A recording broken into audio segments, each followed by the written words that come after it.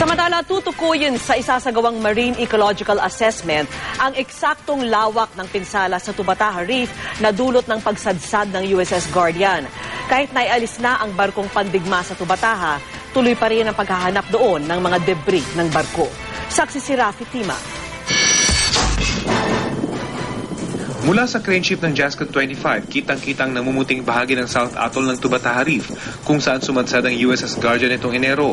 Kasama ang GMA News, nag-inspeksyon ng Philippine Coast Guard at Tubataha Management Office ay sinasagawang cleanup operation ng US Navy. Di kalayuan sa Jascon 25 ang barkong Smith Borneo kung saan nakalagay ang pinira-pirasong minesweeper. Kitang-kita ang kahoy na hull nito. Ang loob ng barkong pandigma, wala nang laman maliban sa mga kable.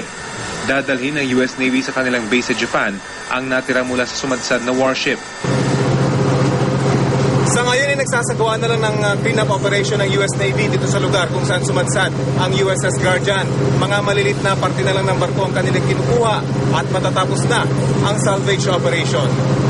Bagamat tanggal na ang barko, tuloy ang pagdadive ng mga tauhan ng US Navy para mano-mano maghanap ng mga debris at tiyaking walang maiiwang bahagi ng barko sa dagat.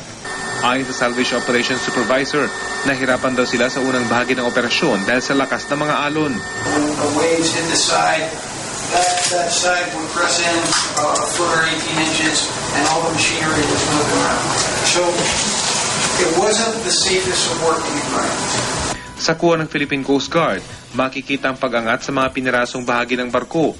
March 26 nang iangat ang bao harapan ng barko. Sinundan ito ng gitnang bahagi at pinakahuli ang stern o likurang bahagi na natanggal nitong Sabado. Makikita rin sa mga litratong ito kung paanong nabaluktot ang elisa ng barko dahil sa pagsadsad sa mga bahura.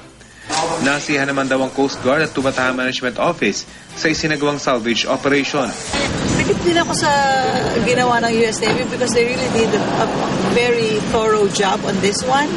In-expect namin talaga in the beginning that there will be more damage after the salvage operations. But, you know, as they explained earlier, it looks like very minimal yung additional damage, if at all. In fact, as I said, we have been invited by the U.S. authorities to go to Japan to confer with the U.S. panel of investigators. And hopefully from there, we will know how to go about the investigation. Bukas, nakatakdang dumating ang ilang marine biologists mula sa Maynila para sa Marine Ecological Assessment. Aalamin nila ang eksaktong pinsalang ginawa ng pagsadsad ng USS Guardian sa kilalang UNESCO World Heritage Site. Sa paunang tala, 4,000 square meters ang lawak ng mga napinsalang bahura. Dahil 24,000 pesos ang multa sa kada square meter ng napinsalang coral reef, alinsunod sa batas, humigit kumulang 96 million pesos ang posibleng bayaran ng US Navy sa Pilipinas. Nauna ng tiniyak ng Amerika na handa silang bayaran ng danyos. Mula sa Puerto Princesa, ako si Rafi Tima, ang inyong saksi.